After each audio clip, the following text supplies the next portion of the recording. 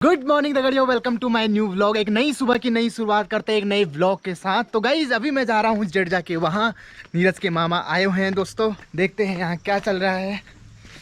ये देख सकते हैं दोस्तों, आप कॉज बहुत करने वाले ट्वाट। बैठो, इंटरव्यू लेता हूँ मैं। इंटरव्यू के लिए हमें बैठो ना। नाश्ता में आज ही वाट और साग आलू ठेचू बांध रहा नहीं। हाँ हो वो टुक्की में बैठा है यार चाह पे। ये है नीरज के मामा की मिठाई दगड़ियों, बाल मिठाई। बढ़िया 10 रुपये लियो ना फिर सज्जी हूँ।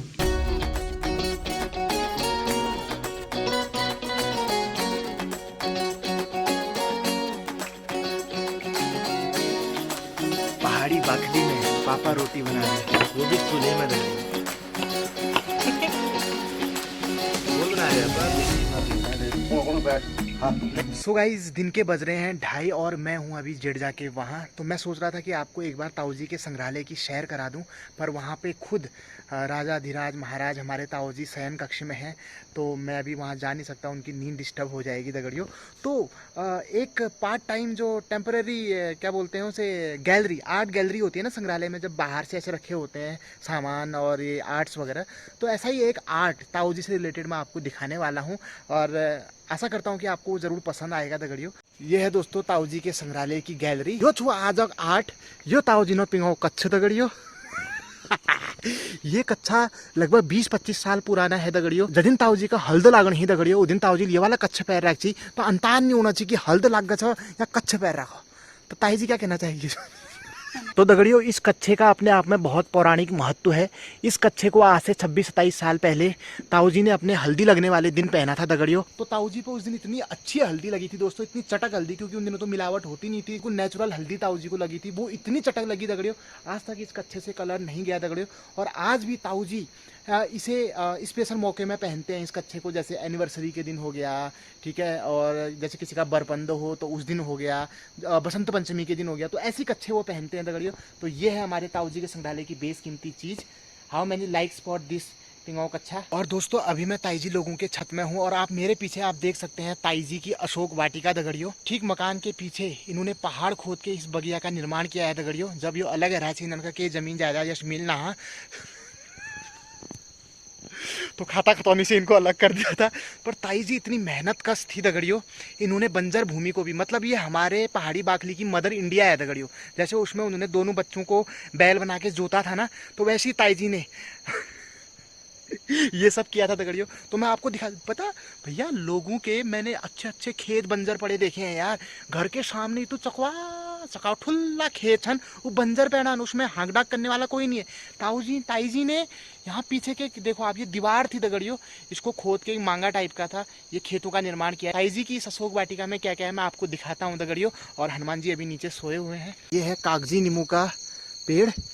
तो ये कागजी नींबू है दगड़ियों, इतने बड़े वाले कागजी नींबू हैं। दाल बना रखी है तो उसमें निचोड़ के खा सकते हो, सलाद में इसका यूज कर सकते हो, किसी ने ज्यादा ही पी ली तो उसका भी इसमें यूज हो सकता है। ये देखो दगड़ियों, ये काकड़ो झील छुयो, और ये देखो आप छोटे छोटे ककड़ी के फूल लग रहे हैं दोस्तों। और वो देखो आप, वो कद्दू की झाल है, उसमें कद्दू के फूल लगे हुए हैं। ये रिक्खू की झाल है दगड़ियों, और वो नारंगी का पेड़ है। सब चीज आप देख सकते हैं यहाँ पे ताई जी ने उगा रखा है। ये देखिए दोस्तों, घर की कौन कौन लौकी लगी हुई है, क्या सब्जी होती है, आहा। और एक लौकी, ये देखिए 2 लौकी यहाँ पर लगी हुई है दगड़ियों। ये है ताई जी की मेहनत। ये दिखी नहाने, लेकिन ताई जी बहुत मेहनती है दगड़ियों, बिल्कुल सुनसान। ये मेहनत इतनी खामोशी से करती है कि इनकी लौकी शोर मचा देती है। कहाँ से आता है आपको इतना जज्बा ये करने का? कोई टेक्निक बताइए हमें, जैसे कि हम तो खेतों में भी नहीं उगा पा रहे हैं, तुमने ये भीड़ खोद के उगा दिया। आपदा आई अपने आप खुद।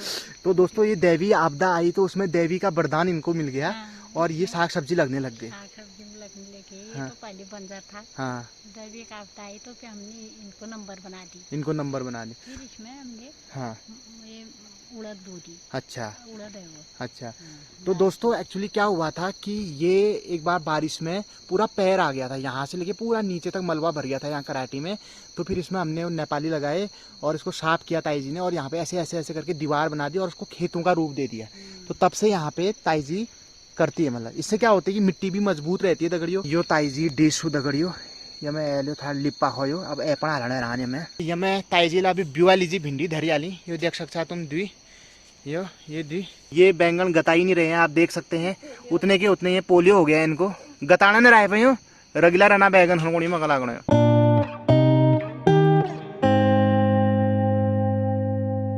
अरे वाह हमारी बाखली कितनी अच्छी लग रही है, हाँ क्या बात है। तो दोस्तों अभी थोड़ी देर पहले आपने ताई जी के वहाँ ऑर्गेनिक लौकी देखी दगड़ियों, ऑर्गेनिक कागजी नींबू देखे है ना, तरह तरह की नाना प्रकार की वनस्पतियां आपने देखी। अब मैं पहाड़ी बाखली वाले भी कम नहीं है दगड़ियों, मेरी ईजा भी कम बुतकार नहीं है और रगा रगी ज्यादा करना नहीं हो। ठीक है, तो मैं अब आपको पहाड़ी बाखली की ऑर्गेनिक सब्जियां दिखाता हूँ दगड़ियों।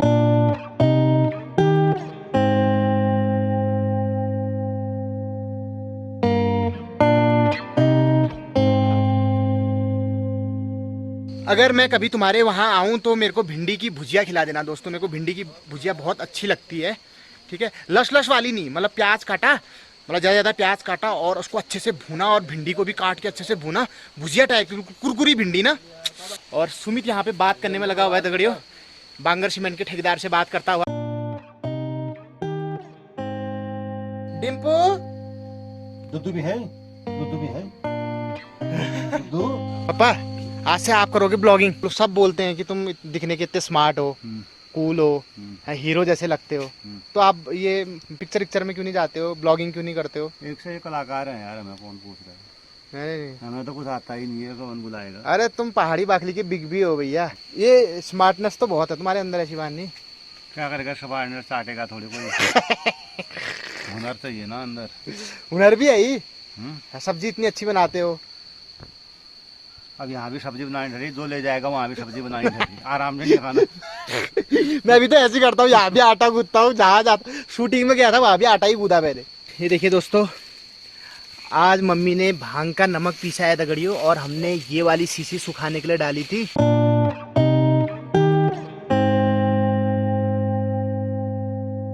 जब आपके घर में सब्जी नहीं बनी होगी ना, तब आप क्या करना, थोड़ा सा रोटी में घी लगाना और ऊपर से ऐसे ऐसे ऐसे भांग का नमक बुरक देना और कप्पो कप्पो करके खाना, आप इतना मजा आता है। हाँ चाय, एक गिलास चाय हो जाए, बाय गॉड 10 बार रोटी कहीं नहीं गई, ये तो एवरेज है।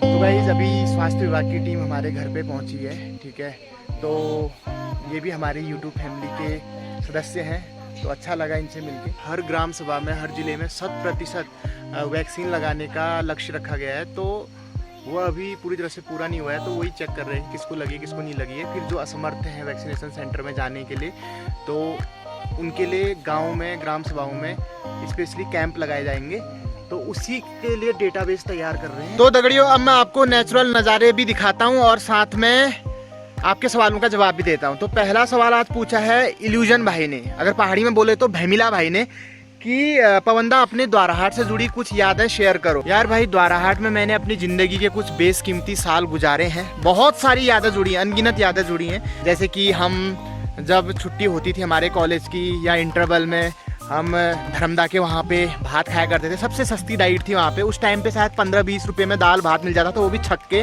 ठीक है। तो हमें बहुत हेल्प मिलती थी, हम जैसे भुकानों के लिए वो एक वरदान था, इतनी सस्ती डाइट मिलना, और वो भी पेट भर के, ठीक है। और भुप्पीदा के वहाँ पे हम मैगी खाते थे, कैरम खेलते थे अपने दोस्तों के साथ, और कांड भी बहुत हुए द्वाराहाट में। एक बार तो रात में ऐसा हुआ था कि हम किसी फ्रेंड के वहाँ पे गए थे, ठीक है, तो गलती किसी और की थी, फंस मैं गया था गलतफहमी में, और तो रात के 12 बज रहे थे उस समय, हम वहाँ से निकल रहे थे, तो एक बंदा, मतलब अंकल की उम्र के थे हमारे, तो चुपचाप ऐसे घात लगा के आ रहे थे हमारे पीछे पीछे, और हमारे कुछ समझने तक कि उन्होंने इतने बड़े फट्टे से रख दी थी, ठीक है। तो मेरे यहाँ पे एक लट्ठा पड़ा था यहाँ पे कमर पे, और फिर उसके बाद हम भाग गए थे। उस दिन हमारे रूम की चाबी भी खो गई थी। शायद वो अंकल मेरी आज वीडियो देखते हो, मेरे बहुत बड़े वाले फैन हो, पर उस टाइम तो उन्होंने मेरा फैन एसी सब तोड़ दिया था। है ना। तो इन फ्यूचर अगर मैं कभी द्वाराहाट आया तो मैं उनसे जरूर मिलना चाहूंगा और ये इंसिडेंट शेयर करूंगा। लेकिन डर इस बात का है कि उस दिन की खुंदस वो उसी दिन और ना निकाल दें, कहीं मुझे वहीं गोट में गुठा के, उस दिन तो हाथ पड़ा नहीं बल, वहीं मेरा चुटान लगा दिया तो हो गया। अगला कमेंट लेते हैं भाई लोगों सुमन मासीवाल जी का। ये लिखती हैं कि मैं आपकी वीडियो रोज देखती हूँ, पिछले 24 जुलाई को मेरा बेटा हुआ है, प्लीज आप उसको ब्लेसिंग्स दीजिए, request to you. Suman ji आपको बहुत बहुत बधाइयाँ हैं और आपके बेटे को मेरी तरफ से ढेर सारी शुभकामनाएं इस दुनिया में आने पे, और खूब सारा लाड़ दुलार प्यार और आशीर्वाद, ठीक है, चिरंजीवी भव। मैं तो यही कहना चाहूँगा कि अपने बेटे की खूब अच्छी परवरिश करें, अच्छे संस्कार दें उसे, ठीक है, क्योंकि बचपन से लेके 15-16 साल की एज तक बच्चा एक कोमल पौधे की तरह होता है। तो उस टाइम पे आप उसको जैसी खाद पानी दोगे वो वैसे ही ग्रो करेगा, वैसी उसके विचार होंगे, वैसी उसकी पर्सनालिटी होगी। उसके बाद फिर कुछ नहीं हो सकता है, वो धीरे धीरे अपनी एडल्ट एज में आता है, उसका खुद की एक सोच बिल्डअप होने लगती है, समाज में घुलता है मिलता है। तो उस स्टेज में आकर अगर आप उसके साथ जोर जबरदस्ती करेंगे, ठीक है, उसको किसी और डायरेक्शन में मोड़ने की कोशिश करेंगे, तो या तो वो खुद को तोड़ लेगा या फिर तुम्हारा बरमान फोड़ देगा। ठीक है, एक बार फिर से आपको बहुत बहुत बधाइयाँ, ठीक है, मेरी ब्लेसिंग्स हमेशा आपके बेटे के साथ हैं और आप भी मुझे ब्लेसिंग्स दीजिए कि मैं भी बहुत जल्द अपने पौधे को खाद पानी दे सकूं। अब एक फाइनल क्वेश्चन लेते हैं पुष्पा चिलकोटी जी का। इन्होंने एक चिमोटी लगाता हुआ क्वेश्चन पूछा है कि आप अम्मा से अपनी ईजा की बुराई क्यों करते हैं? क्योंकि पुष्पा जी मुझे इसमें परम सुख प्राप्त होता है। यार ऐसा नहीं है कि मतलब मैं बुराई इसलिए करता हूँ कि घर में झगड़ा हो या फिर आमा मम्मी से ऐसे नफरत करती हो इसलिए बुराई करता हूँ, ताकि ऐसा कुछ भी नहीं है। ये हमें भी पता है कि आमा बहुत अच्छी है, वो दिल से बहुत अच्छी है। हमारी आमा दुनिया की सबसे बेस्ट आमा है दगड़ियों, ठीक है। बस होता है ना कि पुराने ज़माने की लेडीज़ में एक अंदर एक सास बहू वाला स्वैग रहता है, ठीक है। तो मैं यही चाहता हूँ कि आमा के अंदर से वो सास वाला स्वैग खत्म ना हो, वो अलाइव रहे। नहीं तो क्या होता है ना कि जैसे जैसे हाथ खुट रह जाती है तो वैसे वैसे बुजुर्ग डरने लगते हैं कि यार क्या होगा, इन्हीं के साथ रहना है हमने, ऐसे ऐसे करके। तो मैं चाहता हूँ कि वो चीज़ खत्म ना हो आमा के अंदर। आमा बिल्कुल टसन के साथ रहे, स्वैग के साथ रहे, जिंदगी जी भर के जिए, ठीक है। तो अगर ऐसा करने से, पीठ पीछे थोड़ा सा बुराई करने से आमा को थोड़ा सा एक वो मिलता है, किक मिलती है, ठीक है, थोड़ा सा आनंद मिलता है, थोड़ा सा हमारा हंसी मजाक भी हो जाता है, ठीक है।